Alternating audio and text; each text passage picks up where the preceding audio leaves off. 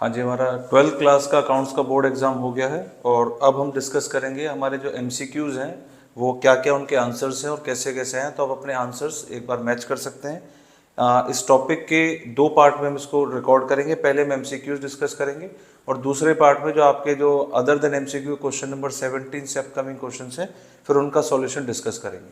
तो आइए one by one हम क्वेश्चंस कवर करेंगे। इसमें आपके जो सॉल्यूशन पार्ट हैं वो हम छोटे छोटे कैलकुलेशन के थ्रू कवर करेंगे। डिटेल वीडियो के लिए हम नेक्स्ट वीडियो का वेट करेंगे। फर्स्ट पार्ट में आते हैं। जो पहला क्वेश्चन है हमारा, इसमें क्वेश्चन में पूछा गया है युवराज एंड योगेश पार्टनर है, रेशियो 2:1, इन्होंने एडमिट किया है न्यू पार्टनर 1/5 शेयर के लिए। Capital of Yuvraj and Yogesh है 450 एंड 150। तो ये हमारे पास ये एडजस्टेड कैपिटल ही हमें माननी है। नया पार्टनर 250 के लिए आया है और value of goodwill of the firm आपको निकालनी है एडमिशन पे। तो करना क्या है, 2,50,000 आपकी कैपिटल है, इसके बेस पे आपको पहले टोटल कैपिटल निकालनी है। जो नया शेयर है वो है 1/5, तो ये आपके पास हो गया 12,50,000।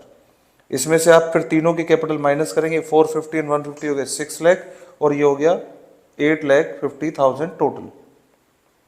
तो ऐसे आपकी 4 लाख आ गया वैल्यू ऑफ गुडविल। अब क्वेश्चन ने पूछा है the value of goodwill of the firm on Yogita's admission, that would be 4 lakh. तो ऑप्शन डी। इसका और क्वेश्चन भी अगर आपने किया तो मोनू एंड सोनू पार्टनर है, रेशियो 2:3। दो पार्टनर आए हैं, एडमिट किया है राम और नया उनका शेयर है 3/5। जो 3/5 लिया 1/5 मोनू से और 2/5 सोनू से। तो अगर हम इसको सॉल्व करें तो 2/5 एंड 3/5 और माइनस पहले पार्टनर ने सेक्रीफाइस किया मोनू ने 1/5 और दूसरे ने किया है 2/5। तो ये आएगा 1/5, ये भी हो गया 1/5 और नया पार्टनर आया 3/5 के लिए। तो रेशियो हो गया 1:1:3। तो option B. Question number 2, partnership is the relation between person who have agreed to share the profit of the business carried on by all or any of them acting for all. तो this is correct, ये आपकी partnership की definition है। If a partner carries on business of the same nature and competing with that of the firm, he shall account for only and to pay for the all firm all profit made by him or her in that business। तो ये आपके पास partnership act 1932 में लिखी गई बात है। तो दोनों ही बातें ठीक हैं, लेकिन दोनों बातें बिल्कुल अलग हैं, तो ये एक दूसरे को एक्सप्लेन नहीं कर रही हैं। आयशा लिमिटेड ने फॉरफिट किए 1,10,000 shares 10 each issued at 20% premium. तो जो शेयर इशू है वो प्रीमियम पे हुए for the non payment of first call of 2 पर share and final call of 3 पर शेयर। तो ये पेमेंट नहीं हुई है, तो 2 एंड 3 5 की पेमेंट नहीं हुई, तो शेयर फॉरफिट कितने से हुआ होगा। अगर टोटल क्वेश्चन में फेस वैल्यू 10 है जिसमें से 2 एंड 3 5 नॉट पेड है, इट मीन्स 5 पेड है। तो शेयर फॉरफिट में क्या क्रेडिट होता है, जो हम पे कर देते हैं। अब हमारे पास टोटल शेयर है 1,10,000 एंड 5 हैव बीन पेड, तो अमाउंट इज 5,50,000। इसका और क्वेश्चन भी है, इसमें से कौन सी स्टेटमेंट ट्रू है। Share of public limited company are not freely transferable. No, ये सारे के सारे फ्रीली ट्रांसफरेबल होते हैं। Paid up share capital is that part of subscribe capital which has been called up. इस पे भी होल्ड करते हैं। The company can not raise more capital than the amount of capital as specified in the memorandum of association. तो यहाँ पे लिखा है बिल्कुल भी आप मेमोरेंडम में जो अमाउंट स्पेसिफाई किया उससे ज्यादा नहीं कर सकते। तो ऑप्शन है सी। अब बात करते हैं बी पॉइंट की, पेड अप कैपिटल पार्ट है सब्सक्राइब का which has been called up. तो ये बात गलत है। और जो अनकॉल्ड कैपिटल का पार्ट है तो आप उसको कैपिटल रिजर्व नहीं कहते, उसको बोलते हैं हम रिजर्व कैपिटल। तो ये गलत दिया हुआ है, तो ये भी ऑप्शन आपका रॉन्ग है। Correct answer is C. LNM partner है, रेशियो है 5:3:2 और आप फर्म में आए हैं और आपके पास 2 लाख का रिजर्व है और क्रेडिट बैलेंस है 4 लाख का पीएनएल में। आपसे पूछ रहा है चेंज इन PSR पे एंट्री। अब चेंज इन PSR का मतलब पहले आपको देखना है कि इसमें से रेशियो चेंज करने पे हमारा कौन सा पार्टनर सेक्रीफाइस कर रहा है, कौन सा पार्टनर गेन कर रहा है। तो जैसे आप निकालेंगे 5/10, 3/10, 2/10 और नया रेशियो है 1/3, तो आपका जो रेशियो निकल के आएगा उसमें एक पार्टनर गेन करेगा और एक सेक्रीफाइस, 2 पार्टनर गेन करेंगे एक सेक्रीफाइस। तो इसमें हमारा ऑप्शन होगा बी। आप इसको सॉल्व जब कर लेंगे तो आपका जो आंसर आएगा उससे आप ऑप्शन चेक करेंगे तो you will get B point. B point पूछ रहा है XYZ पार्टनर है, रेशियो है हमारे पास 2:1। They decided to share future profit in the ratio 3:1 with effect from 1 April. At the time of change of PSR unrecorded furniture को आप कहाँ पे रिकॉर्ड करोगे। तो आप इसका सीधा आंसर क्या है, अनरिकॉर्डेड फर्नीचर मींस एसेट की बात हो रही है और ये हमारे पास जाएगा credited to revaluation account. On dissolution of partnership firm A B and C accumulated profit 40,000 will be transfer to. तो आपके पास क्या पूछा जा रहा है, डिसोल्यूशन, और जो अनडिस्ट्रीब्यूटेड प्रॉफिट होते हैं कहां बंटते हैं, तो पार्टनर्स का प्रॉफिट का शेयर है, तो पार्टनर्स कैपिटल अकाउंट में। Debenture which are payable on the expiry of specific period either lump sum or instalment during the lifetime of the company are known as redeemable. जब आप एक time के बाद debentures को redeem करते हैं तो उनका नेचर पहले से रिडीमेबल होना चाहिए, तो answer is redeemable. Which of the following statement is incorrect with respect to debenture. इसमें से डिबेंचर के बारे में कौन सी बात इनकरेक्ट है? Debenture can be issued for cash, this is correct. Debenture can not be issued at discount, this is incorrect. This can be issued at discount, तो answer is B. तो कोलेक्ट्रल के लिए भी इशू होते हैं और premium के लिए भी होते हैं, तो ऑप्शन इज बी। यहां पे है आपने एसेट खरीदे 3,60,000 की और इशू की आपने 11% debenture 100 each at a discount of 10। तो आप यहाँ पे 100 माइनस 10 करेंगे, आपसे पूछा गया नंबर ऑफ डिबेंचर्स, तो number of debentures would be 360 upon 90, answer would be 4,000, option D. Nita, Suman और हरीश पार्टनर है, फर्म में रेशियो है 3:2:1। सुमन रिटायर होती है फर्म में on the date of Suman retirement 30,000 was due to her. The remaining partner decided to pay in 3 yearly installments starting from the end of first year. 30,000 will be transferred to which of the following account? Retirement का case है तो partners के loan account में हम इस amount को transfer कर देंगे। आपको क्वेश्चन नंबर 9 और 10 का आंसर देना है। 3 पार्टनर हैं जिनके पास प्रॉफिट रेशियो है 5:3:2, capital affix 180 and 160 and 2 lakh. For the year ended 31 मार्च आपने विड्रॉ किए 7,500 at the end of every quarter. Question क्या क्या है? The average number of months, तो इसका मतलब आपसे टाइम फैक्टर पूछा जा रहा है। तो इस केस में टाइम फैक्टर कैसे निकालते हैं हम? क्वार्टर की बात करें तो एक साल में हमारे पास कितने क्वार्टर होंगे? 4। आप एट द एंड विड्रॉ करते तो यहाँ पे रिमेनिंग होगा 9 मंथ्स, यहाँ पे होगा 0।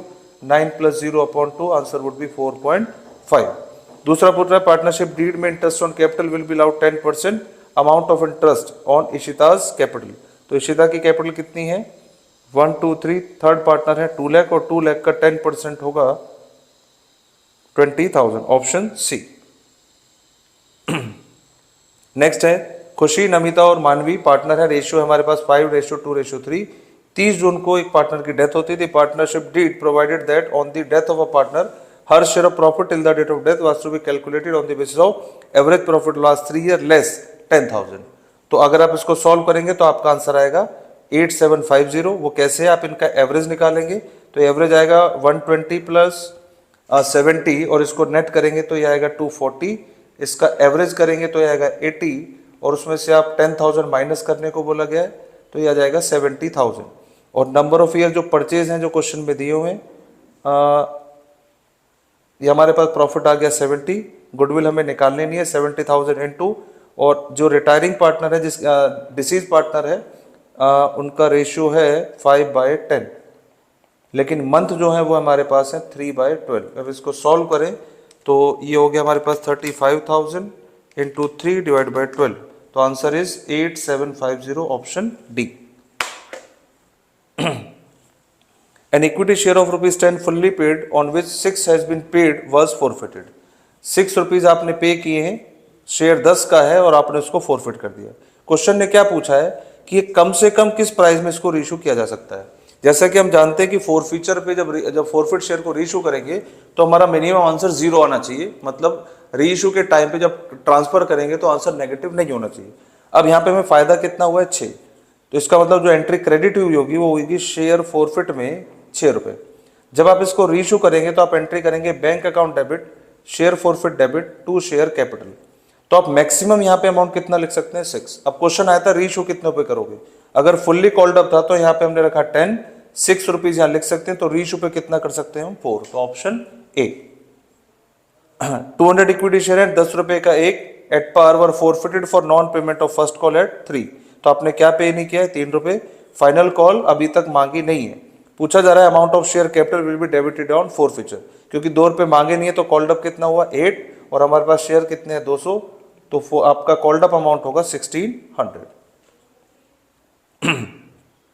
इंदु विजय पवन पार्टनर है, रेशियो 4:3:3 एंड एडमिट किया सुभाष को 1 अप्रैल से, नया रेशियो आया 3:3:2:2। आपको पूछा जा रहा है एडमिशन के टाइम पे इन्वेस्टमेंट आपके पास 90,000 है, मार्केट वैल्यू 80,000 है, इट मीन 10,000 का फॉल हुआ है, लेकिन 10,000 के बैकअप के लिए आपके पास IFR अवेलेबल है। आपको पूछ रहा है IFR की ट्रीटमेंट क्या होगी, तो सबसे पहले आप इन्वेस्टमेंट की वैल्यू को 10,000 से घटाएंगे।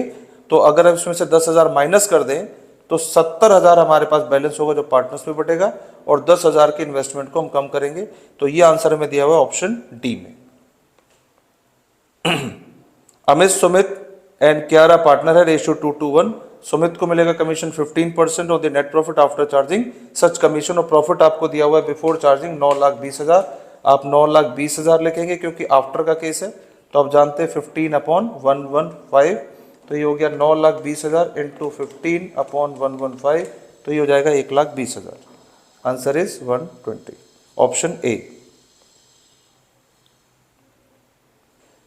नेक्स्ट क्वेश्चन है PQR पार्टनर है और रेशियो है 2:1। Interest on capital was credited to them 10% per annum instead of 5%। तो ये आपका एडजस्टमेंट का केस हो गया।